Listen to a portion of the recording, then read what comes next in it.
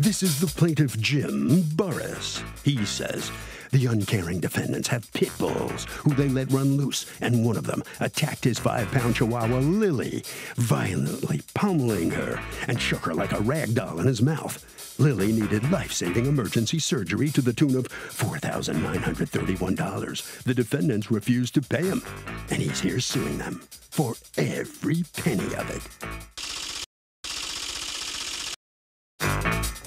These are the defendants, Coban and Burgundy Norwood. Burgundy says the plaintiff knocked on their door, claiming one of their dogs injured his dog a whole year ago and demanded they pay him $5,000. Here's a creepy guy at their front door with this crazy story about his dog needing emergency life-saving surgery, claiming their dog bit his dog. Bottom line, their dogs are fenced in. They've never gotten out. There are a lot of strays in the neighborhood, and they refuse to give this guy a dime. They're accused of losing control. All parties, please raise your right hands. Welcome back to the People's Court. Next case in the docket. The plaintiff says the defendants are uncaring people because they let their 2 vicious pit bulls attack the plaintiff's tiny 5-pound chihuahua. But the defendant says their dogs are fenced in. They never get out, and this is a case of mistaken identity. It's the case of drop the chalupa. Thank you, Douglas. You're welcome, ma'am. All right, Mr. Burris, what happened? Well, I was letting my dog out in the front yard to do what they have to do. And she's a small dog, so we keep her inside most of the time. And we was out there letting her do that, and I was talking to a friend, and all of a sudden he said, "That dog's got your dog," shaking her like a squirrel. So he ran over there, and when he ran over there, the dog dropped her and ran off. But it was, he had punctured, he had bit her, and she was bleeding. So we picked her up, put her in a towel, and took her to the emergency, or to the doctor here in Malvern, and they didn't have an emergency room. So we took her to Little Rock. He said, "I don't know whether she's going to make it or not." So we took her up there, and final thing was they had broke 3 ribs and punctured a lung. And they had to take part of the lung out, and they put, I don't remember, 6 or 9 staples in. And we brought her home. We got her Monday after we took her up there Friday. That's what happened. Okay, and I've seen the vet bills. And why are the Norwoods responsible? Well, it was their dogs. My neighbor even said that he called me and said, "You know where them dogs are?" I said, "Well, I think, but not sure." And he said, "Well, it's down the next street over next to that little tile house." And so I went down there and I saw the dog, and this was before they put their fences up. Now they do. They've got a nice fence. They've got it for their dog and everything. But back then, this was in December of 18, and they didn't have no fences up. They were summoned to court, and he was fined, I don't remember exactly how much, but he was fined for having his dogs loose in the neighborhood. Okay, can you tell me what's going on here? The ticket he's talking about is from a stray dog that was running around our neighborhood. We fed the dog. It was a long time ago, and we paid the ticket even though the dog didn't belong to us, and went on with our business. Why would you pay a ticket for a dog that doesn't belong to you? Our attorney told us to pay the ticket. The dog was at our house. It was a stray, but we kind of fed him. We didn't fence him in like we do our own animals. But we fed him, and he was just running loose. So that was why the running at large ticket came about. But this dog didn't do anything to anyone's dog or anyone else. So what is your defense? That's not my dog, or that's the dog that we were taking in, and we don't really think it's our dog, but we took him in, so we pled guilty? Because the plea of guilty that I'm looking at is to not registering, not having shots, and to having a dog loose. And that's on this case, on this attack. That's the plea of guilty. So that's what I want to focus on. That's on Coban, right? Not on you, Mrs. Norwood, right? So Coban, explain to me what it is you pled guilty to. A dog running at large and it's a no leash.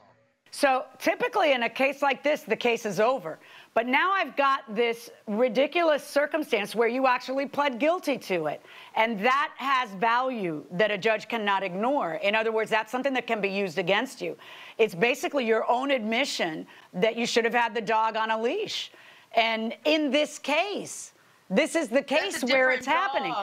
The dog he pled guilty to was a stray. Yeah, but why plead? You keep saying that, but I've got to decide whether to believe you or not. And I understand why someone pleads guilty in order to avoid jail. You know, when your choices are, listen, take this lesser plea, or you're facing, 5 years in jail, that makes sense. You might plead guilty when you're not guilty. But who pleads guilty to a $100 ticket on a dog that's not theirs? It looks to me like the dog is maybe theirs. Can I ask you something? What kind of lawyer advises you? I'm just trying to understand how a lawyer could advise you to plead guilty to this and then not expect that you're going to get sued for the damage to the dog, because you're going to get sued for the damage to the dog. And the only evidence he has against you is your plea of guilty.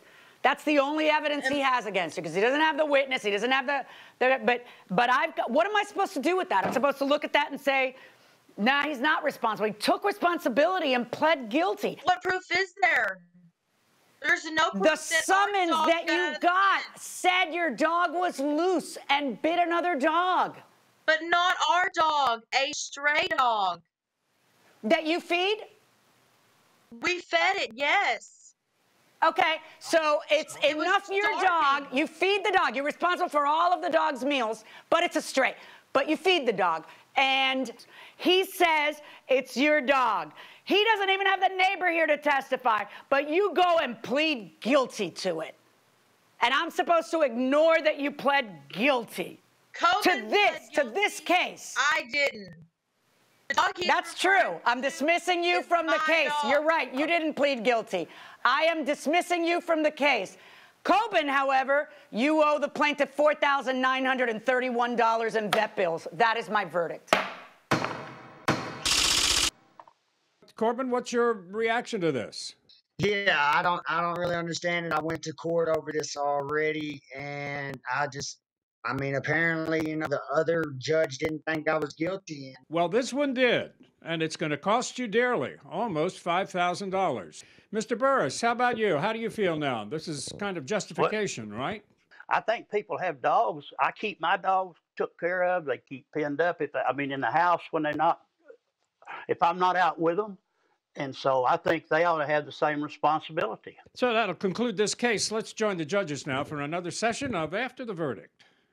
When you enter a guilty plea in a criminal case and you're subsequently sued in a civil case for the same facts, you're out of luck. That's going to be admissible against you in court in the civil case, correct? Right. And in a case like this where the only defense was it's not my dog, right, it's particularly probative. I can understand in a criminal case, there'll be a lot of people who will plead guilty to avoid jail. What are you avoiding? This is ludicrous. If it's not your dog, it's not your dog. Right. But is it your dog? If you're feeding the dog every day, right, all of its meals. And you're swearing under oath before a judge it's not your dog? That it's my fault that the dog wasn't on a leash, certainly. When I was a criminal court judge, sometimes people would ask to take a so-called nolo contendere plea or a no contest plea. And sometimes I would permit it, but not all the time. It would depend on the facts of the case. And one of the consequences of guilty versus no contest or a true plea of convenience is, yeah, it may come back to bite you in the rear end later on, and it bit this guy. Okay, George wants to know this. Hey, Harvey, my ex-wife keeps taking me to family court for child support, and the judge keeps denying it. Is there any way I can get her to stop harassing me? Well, I got to tell you, this is a really good question, and a common one at that. There are so many people who say they get divorced, but they only get divorced in name only. They do not emotionally or legally break free from their ex-spouse. That seems to be the case here.